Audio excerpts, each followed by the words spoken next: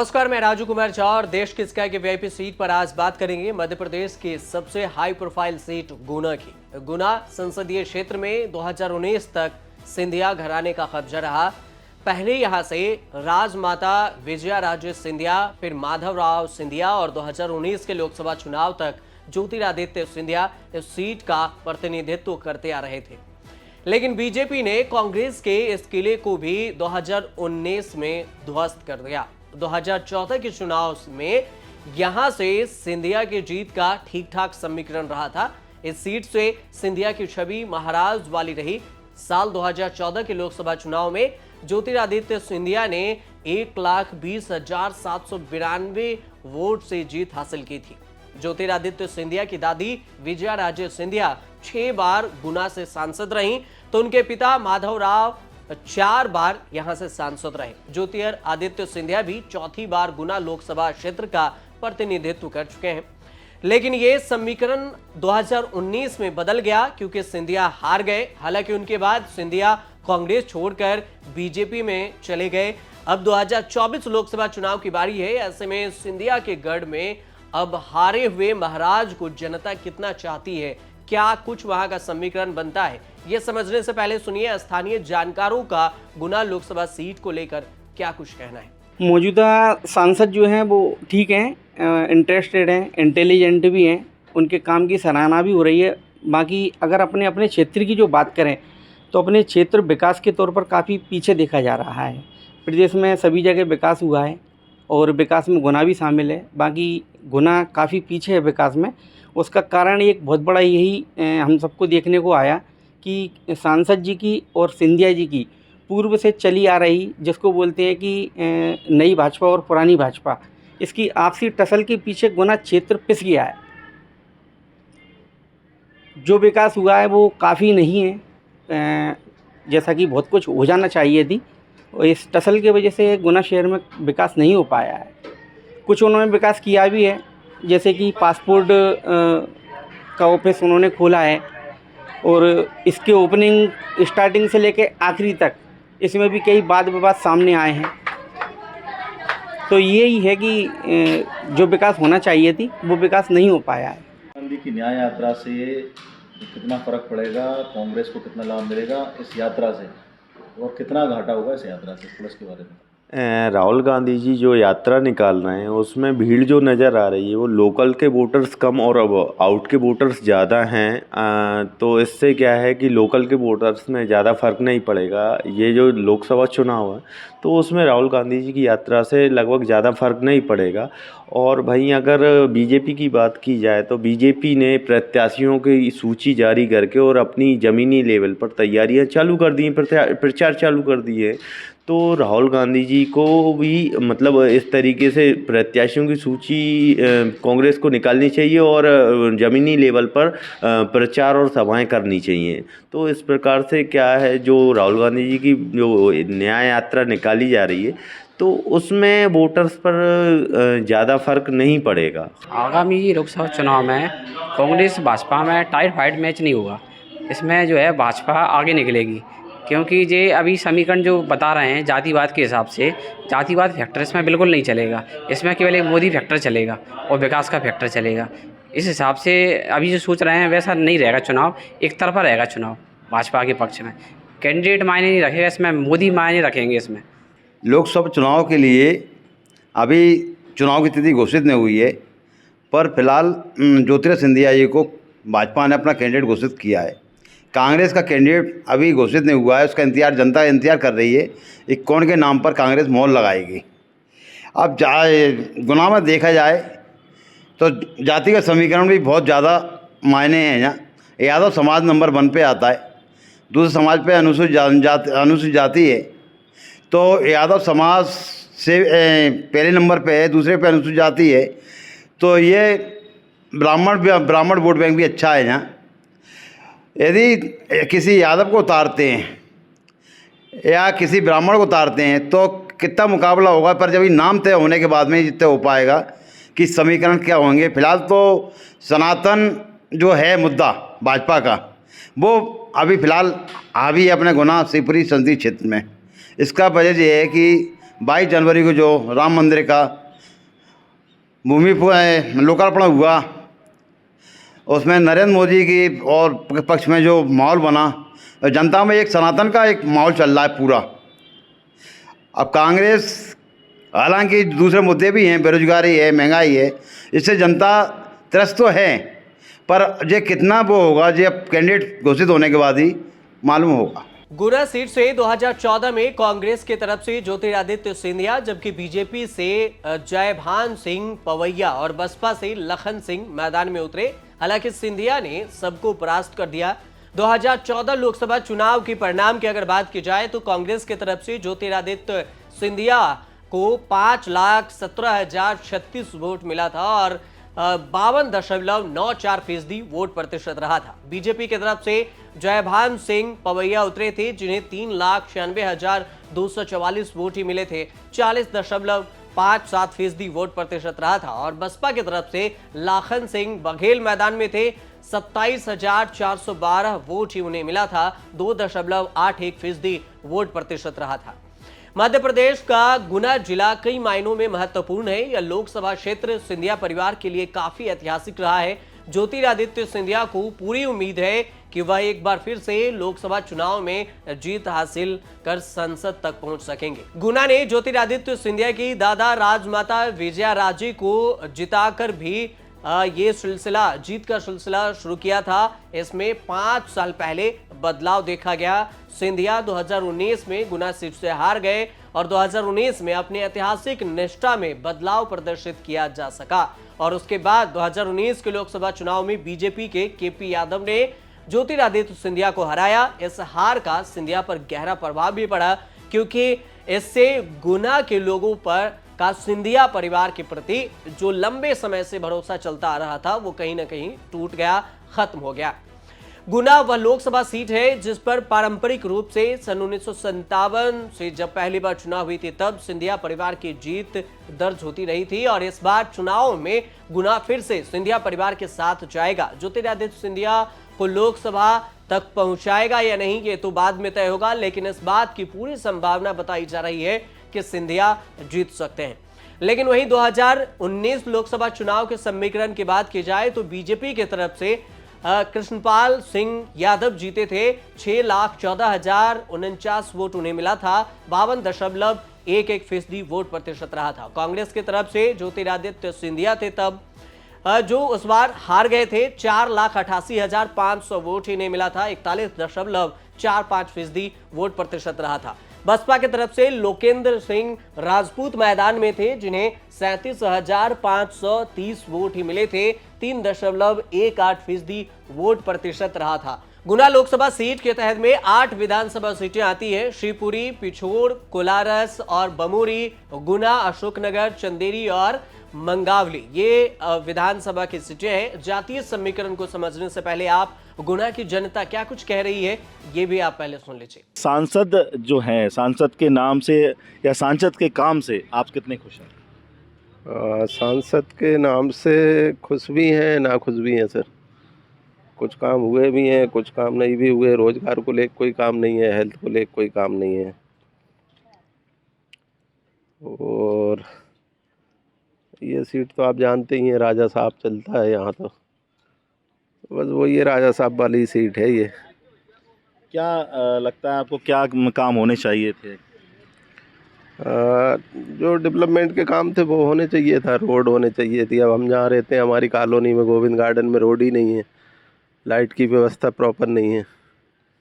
पार्षद से कुछ बोलो तो कोई सुनता भी नहीं वहाँ पे। तो नहीं, काम तो करते हैं वो, मगर उनके जो नीचे गढ़ रहते हैं, उनके प्रतिनिधि वो काम नहीं करते, बस इसलिए उनकी हार का कारण यही है। क्या आप चाहते हैं ज्योतिरादित्य सिंधिया क्या करें क्षेत्र के लिए? और बस अच्छा काम करने चाहिए। वो काम तो करते हैं, मगर जो नीचे हैं वो काम नहीं करने देते। उन्हीं की पार्टी के आदमी विरोधी है, इसलिए पार्टी गड़बड़। जी, आपको क्या लगता है, आपका जो सांसद रहे हैं पहले, क्या आप कितने खुश हैं सांसद से? देखिए, ऐसी बात है, सांसद जी को मैंने बस 2 बार ही देखा है, और एक बार मैंने मुझे जो उनका अच्छा लगा काम, जो अभी उनने पासपोर्ट ऑफिस जो गुना में खोला है, वो उनका काम मुझे अच्छा लगा। लेकिन उनने मुझे नहीं लगता कि एजुकेशन के क्षेत्र में गुना के लिए कुछ ज़्यादा स्पेशल किया है। अभी जो पीजी कॉलेज गुना था, इसमें 20,000 एडमिशन है लगभग, अभी इसे यूनिवर्सिटी बना दिया तात्या टोपे करके। लेकिन उनने अब जो 20,000 बच्चे इस कॉलेज में थे, अब यूनिवर्सिटी में 2,500 बच्चे होते हैं, तो वो 20,000 बच्चे कहाँ जाएंगे? बताया जा रहा है कि जो बच्चे दूर दूर क्षेत्र के थे, जैसे कुमराज, तो वो कुमराज के वापस कुमराज में जाएंगे। लेकिन जो उनने ऐसा नहीं कहा कि जो वहाँ पे कॉलेज है उसमें जो स्ट्रीम में नहीं है, सब्जेक्ट नहीं है, वो उसमें आ सकते हैं। उनने ऐसी कोई स्पेशल घोषणा नहीं की। जो 20,000 बच्चों की भविष्य का सवाल है, वो कहाँ जाएंगे? एजुकेशन पे मुझे नहीं लगता कि गुना में इतना अच्छा काम हो रहा है। अभी जो टिकट मिला है सिंधिया जी को, तो मैं उनसे यही चाहता हूँ कि वो यदि अपने जो सांसदीय क्षेत्र में कुछ विकास करना चाहते हैं, वो एजुकेशन के क्षेत्र में काम करें युवाओं के लिए। जिससे युवाओं को नए नए ट्रेनिंग सेंटर खोलें तो बहुत अच्छा रहेगा, हम भी बहुत खुश होंगे। बस यही मैं चाहता हूँ। तो पहले ट्रेनिंग सेंटर्स खोले गए हैं, FDDI खोला गया है, लेकिन आप बोल रहे हैं ट्रेनिंग सेंटर्स की, और क्या एक्सपेक्ट करते हैं आप? मैं एक्सपेक्ट यही करता हूँ कि जो यूथ है, जो यूथ क्या कर रहा है, हमारा कॉलेज में आता है लेकिन उसको बस जॉब के पीछे पड़ा है वो, तो ना उनको कॉलेज में ऐसी कोई काउंसलिंग करने के लिए मिलता कि तुम और क्या कर सकते हो, तुम जो सब्जेक्ट तुमने चुना उसमें और आगे क्या फील्ड है, जब वो कॉलेज में ही नहीं बताते तो यूथ तो कोचिंगों में भटकेगा ही ना। उन्हें पता भी नहीं ट्रेनिंग सेंटर कहाँ पे खुले हैं, तो उनको बताया नहीं गया है, बस खोल के बोर्ड लगा के रख दिया, लेकिन बताया नहीं गया ना कहाँ पे खुला है, इसमें होता क्या है। तो यूथ भ्रमित है, यूथ पूरी तरीके से भ्रमित है। पूरी मैं तो ये कह रहा हूँ, मध्य प्रदेश की पूरी शिक्षा व्यवस्था वो पूरी भ्रमित है। अभी जो नई शिक्षा नीति आई, वो शिक्षकों को समझ में नहीं आ रही क्या है, क्रेडिट पॉइंट क्या है, कैसे देना है बच्चों को, पास फेल कैसे करना है, तो शिक्षकों को ही समझ में नहीं आई अभी नई शिक्षा नीति है जो। तो आपको क्या लगता है कांग्रेस और बीजेपी में कौन सा बेहतर पार्टी है, क्या लगता है आपको? बीजेपी। क्यों लगता है बीजेपी?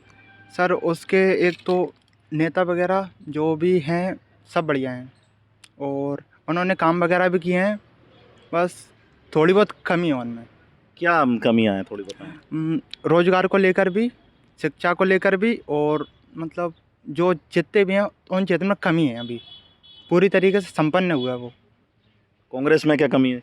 कांग्रेस पार्टी है नहीं सही सर, उसके नेता भी कुछ ऐसे ही हैं और अच्छी पार्टी नहीं है वो। दादा आपको क्या लगता है कि कांग्रेस बेहतर है कि बीजेपी, आपको क्या लगता है? बेहतर पार्टी तो बीजेपी है, मगर जो कांग्रेस के आदमी बीजेपी में आने के कारण व्यवस्था भंग हो गई है कुल मिला के। ये वही कांग्रेस कहलाई, वही बीजेपी कहलाई, रुचि कुछ नहीं है।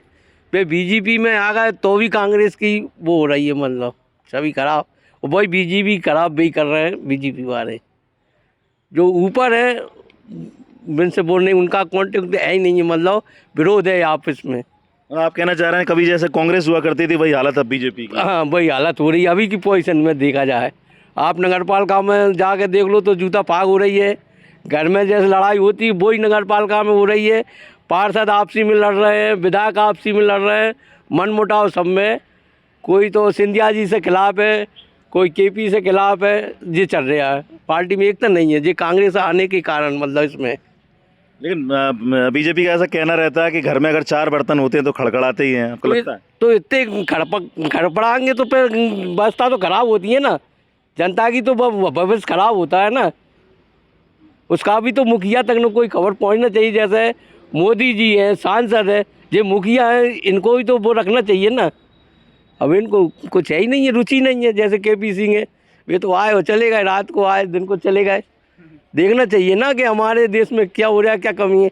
आज सड़कों की हालत देखो, ठेला वाड़ी परेशान, निकल नहीं पा रहे, पैदल बारिश अगर हो गई तो पैदल ही आदमी नहीं निकल पा रहा। ये पोजीशन हो गई अब 4 महीना से, तो ये है, इसलिए कमी है।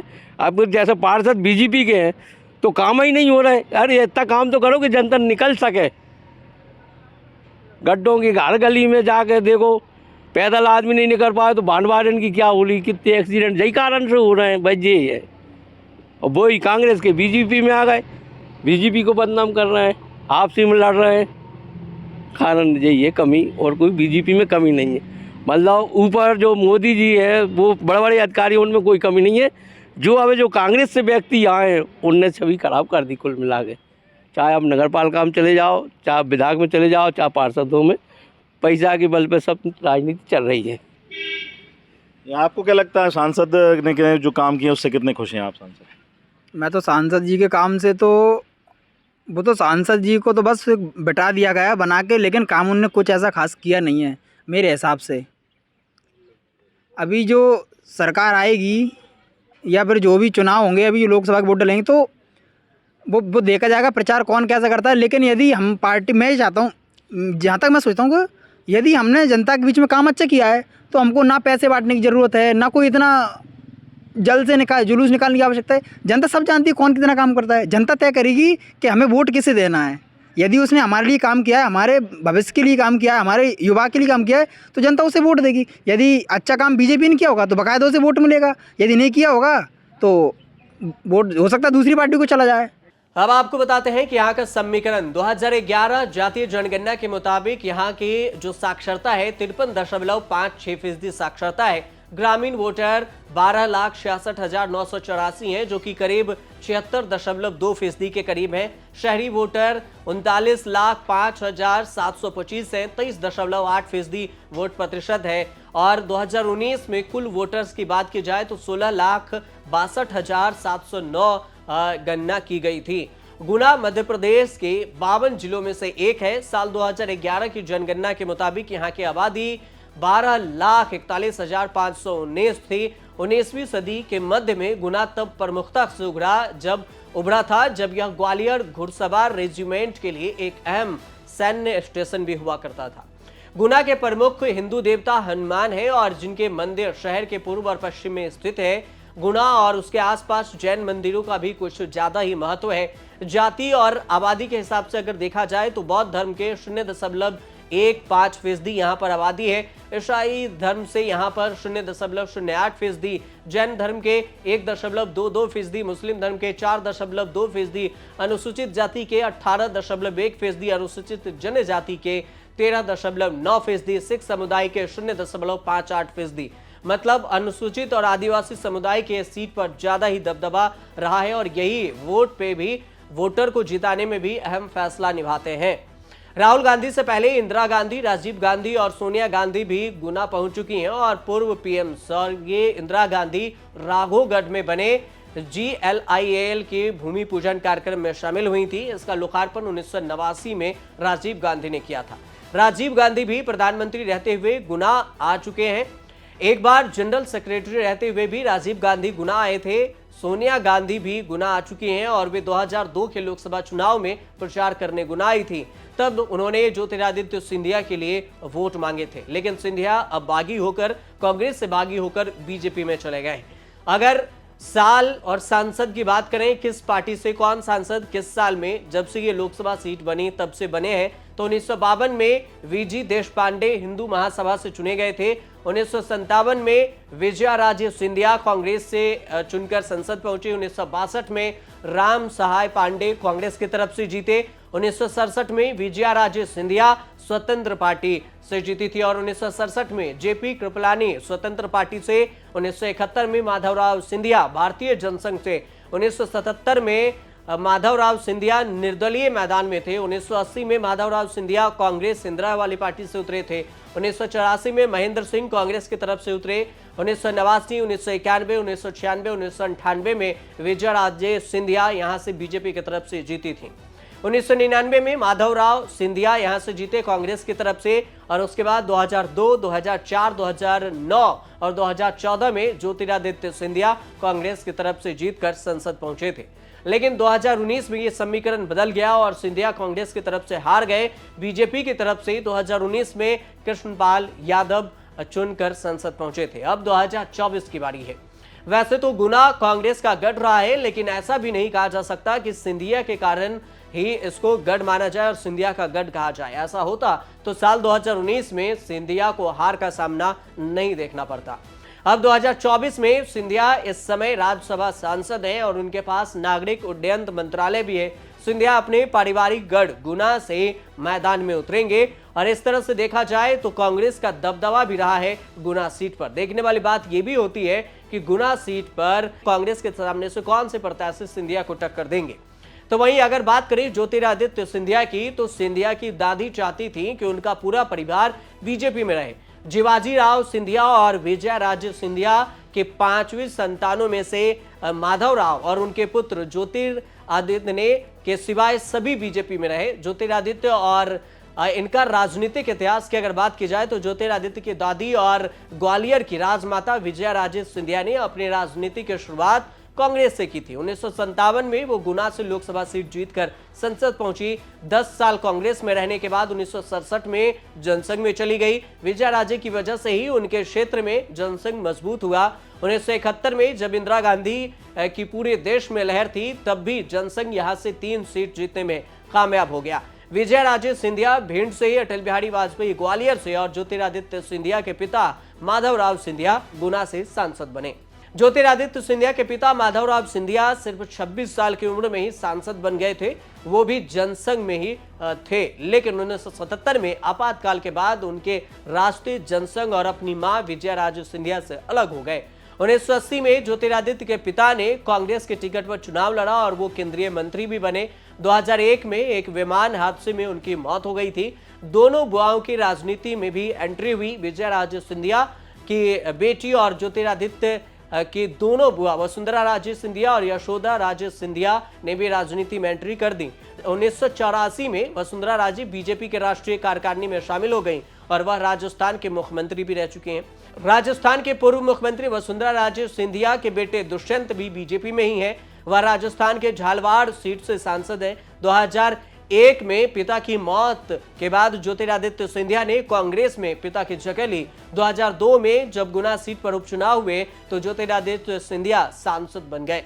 पहली जीत के बाद से ही 2019 तक ज्योतिरादित्य सिंधिया कभी चुनाव हारे नहीं, लेकिन 2019 में उन्हें बीजेपी के उम्मीदवार से हार का सामना करना और देखना पड़ा। अब 2024 की बारी है और फिर से गुना से ज्योतिरादित्य सिंधिया मैदान में है, लेकिन इस बार वो बीजेपी के टिकट से ही मैदान में है। देखने वाली बात ये होगी कि गुना की सीट महाराज इस बार बचा पाते हैं या फिर महाराज को जनता चुनती है या फिर नहीं चुनती है। ये चुनाव परिणाम आने के बाद ही पता चल पाएगा। फिलहाल आप देखते रहिए न्यूज़ तक।